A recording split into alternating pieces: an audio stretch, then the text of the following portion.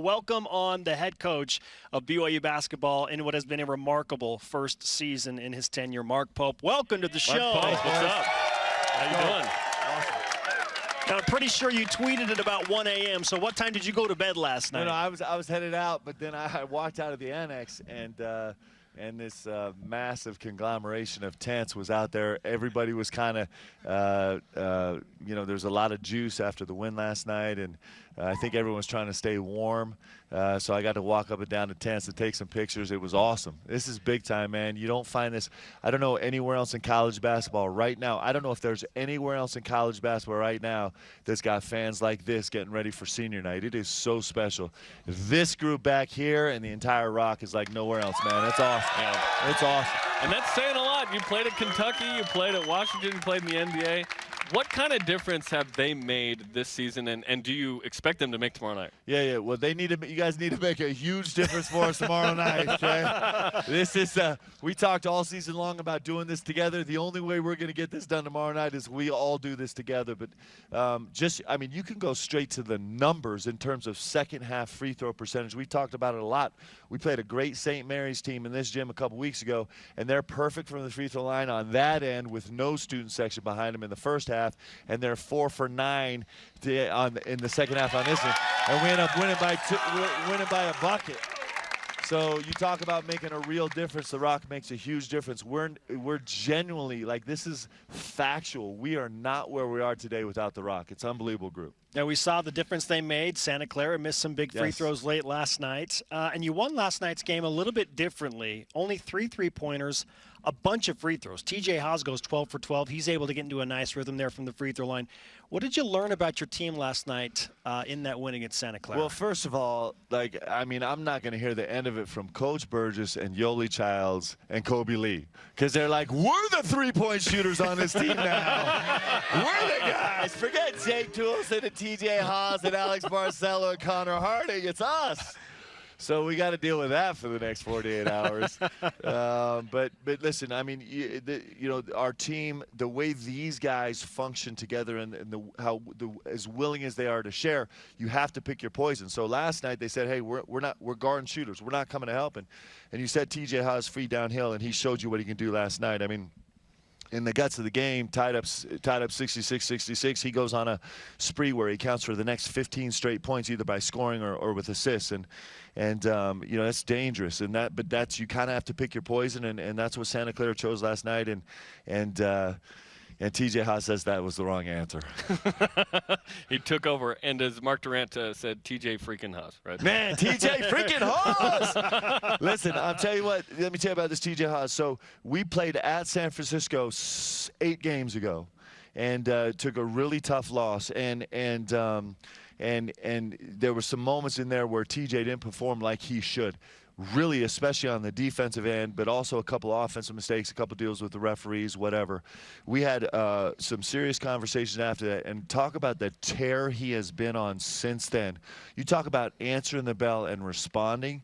I mean, I don't know if there's a better point guard in America in the last 8 games than TJ Haws with what he's doing. I'm saying that sincerely. I don't know if there's a better point guard in America with the show he's been putting on.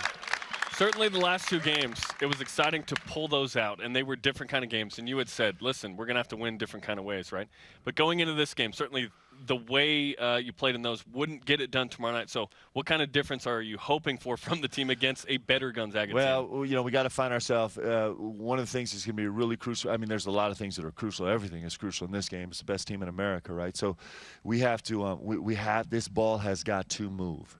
This ball's got to move, and we have got to really work hard to get great shots for ourselves, and that is gonna mean nobody standing holding the ball. This cannot turn into an isolation game, and that's what the Zags do. They get you so twisted up and so sideways, and they're actually guarding at such a high level right now. They're better than they were in the beginning of the season.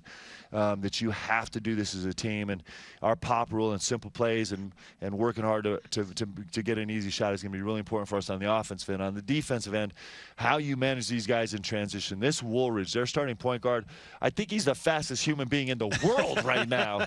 He is so fast down the court. You see clips of him. He's starting, and he passes 9 bodies on the way to scoring in transition. He's just so fast.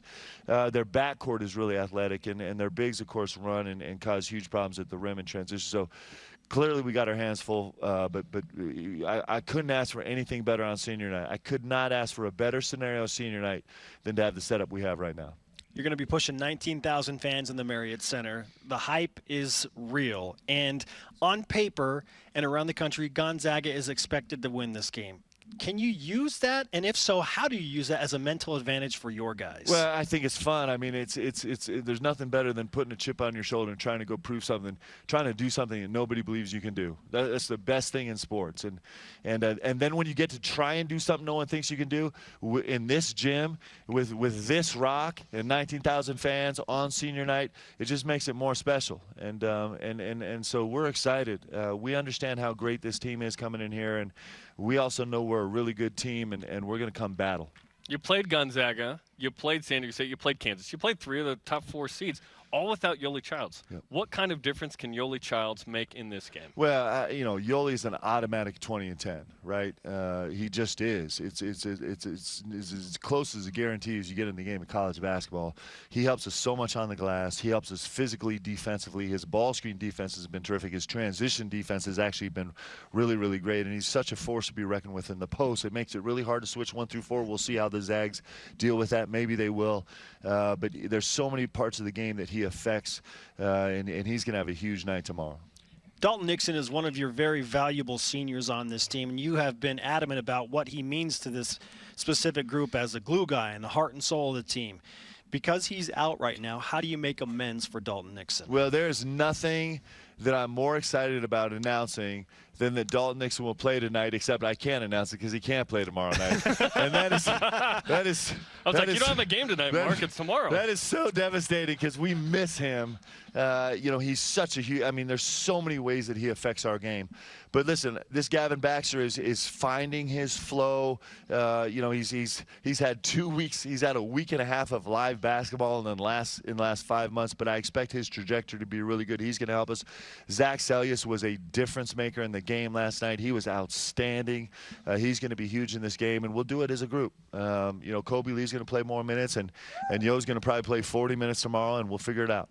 Give us a sense of what it's like on the other side, because you played on a national championship team. You're getting everyone's best shot. You played ranked teams on the road like this. They didn't have BYU Sports Nation like this. No, they did not have Jeremy Spencer. They did not have that. No, they did not. They probably had someone weird like me, let's be honest. What's it like to be on that end where you go, oh, okay, we're going into a hostile environment, and we got to try and come out here with the win? How do you use that experience? Well, listen, they're going to be excited. I mean, this is an extraordinary venue. You know, they play a great schedule, and they're not going to walk into a gym like this all season long. And so, you know, they're going to be a no loss for motivation, because it's an extraordinary opportunity. When you get to come in this building and play, I've done it as a opposing team and the home team. Oh, we remember. It's extraordinary. This is what you dream about as a young person. You dream about coming to get to compete in this environment. The Zags are going to be no different. They're going to be excited to come in here. They'll look forward to it. You know, they know they're coming into an incredibly hostile, irreverent environment, and they're going to be excited to come play. It is. Every athlete, this is what you live for. BYU head basketball coach Mark Pope with us on BYU Sports Nation. We are live in the Marriott Center. You were a guest of Jim Rome 2 days ago, and I quote him at the end of the interview. He said, Mark Pope was an absolute freaking revelation, okay? Chasing discomfort, it was so good. How does this atmosphere, this interview compare to that one you do with Jim Rome? I mean, come on. This Jim Rome, I mean, so The Rock doesn't really know Jim Rome because it's a younger generation. But for us old people, man, we grew up on this, and we watched him, you know, get into a fist fight with Jim Everett and the whole deal, man. Yeah, Chris. And, exactly. And so it was really fun to be on the show. But I like it. You know, this is what I like. This is the best part about it. Jim Rome came calling because our team is balling right now. That's just the truth. That's why people want to talk to us, because our guys are playing right now. you know, what they've accomplished so far this season is so special, and we still have a ton of work to do. Starting, you know, tomorrow night is such a huge night, and then we're going to keep playing for a while. We're going to keep fighting and playing and winning and see what we can do with the rest of the season. You mentioned the senior night. Certainly going to be an emotional night. 7 seniors, 3 of which are all-timers, right? Yeah. You could argue 7 are all-timers. But Yoli Childs and Jake Toolson and TJ Haws and these guys. It's going to be an emotional night with a lot of juice, but a lot of energy there, right? Yeah. I mean, I have no idea what we're going to see, boys. I know our guys are going to be crying and laughing and screaming and sweating, and that's all before the game even starts, right? So it's going to be a really, really emotional night, and I think it's going to be emotional for everybody here in this Marriott Center too, because we've all got to witness these guys. That's the best part of this. Me as a coach, I've got to witness these young men grow and fight and overcome adversity and live through disappointment and rise up again and ring the bell, and they've done that all for us. You know, they're out here competing for us, and so the fact that we all get to share this night together, I'm telling you, I couldn't ask for a better thing. I said this last night. You think about these seniors and what they've earned.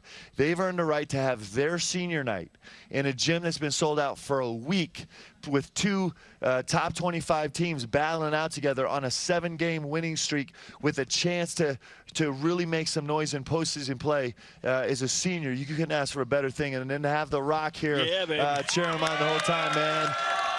Very few seniors ever get that in their career.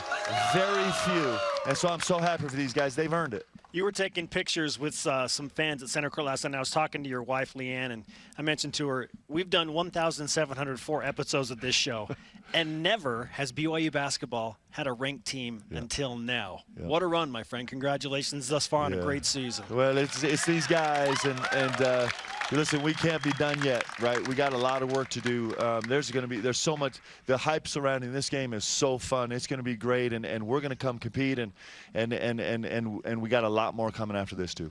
All right, Mark, great to have you with us. Go get a donut on the way out or something, you know? Hey, thank you guys for being here. It's awesome. Thanks, Appreciate Mark. you guys. Thanks, you got it, bro. Have a good one. Okay, coming up.